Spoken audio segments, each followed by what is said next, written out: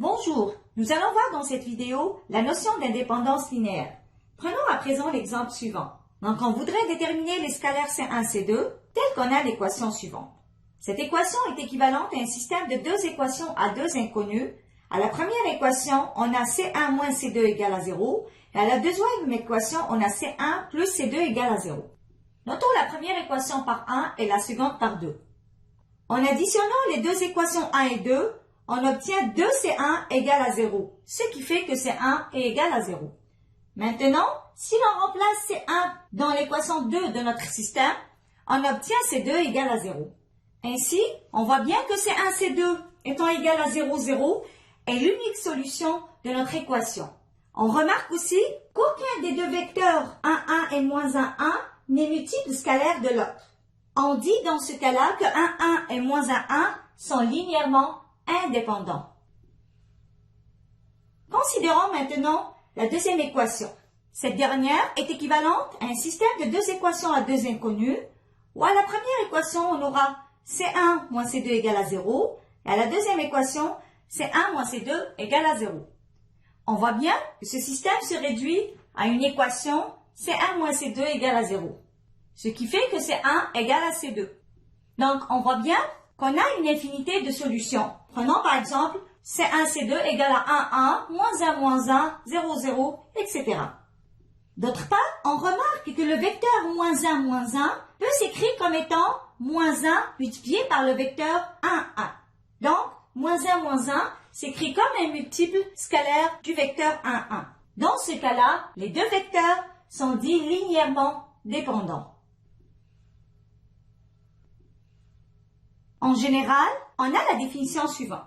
La famille V1, V2 jusqu'à Vp de vecteurs de l'espace vectoriel V est libre, où les vecteurs V1, V2, Vp sont linéairement indépendants, si et seulement si C1 égale à C2 égale jusqu'à Cp égale à 0 est la seule solution de l'équation C1, V1 plus C2, V2 plus jusqu'à Cp, Vp égale à 0. Si au moins un des coefficients est différent de 0, alors les vecteurs V1, V2 jusqu'à Vp sont linéairement dépendants. Prenons maintenant un deuxième exemple. On voudrait déterminer si les vecteurs V1, V2, V3 sont linéairement indépendants. Donc, considérons trois scalaires C1, C2, C3. Vérifions ensemble si l'équation C1, V1 plus C2, V2 plus C3, V3 égale à 0 admet comme seule solution C1 égale à C2 égale à C3 égale à 0.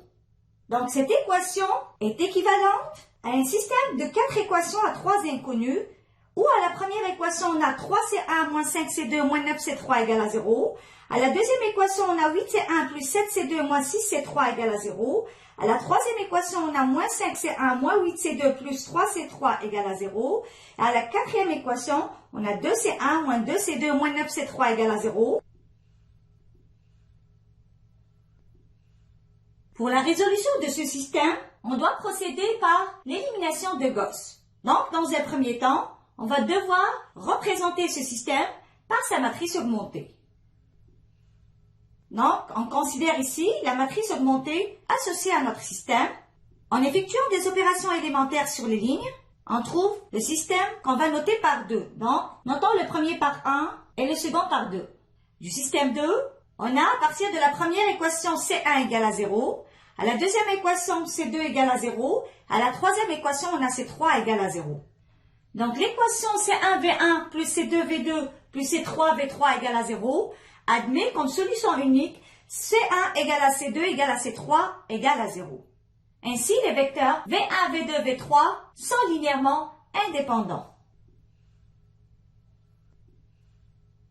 En résumé, nous avons pu introduire dans cette vidéo la notion d'indépendance linéaire. On s'est intéressé au cas d'indépendance linéaire de Rn. Les vecteurs V1, Vp sont linéairement indépendants si aucun des vecteurs n'est combinaison linéaire des autres.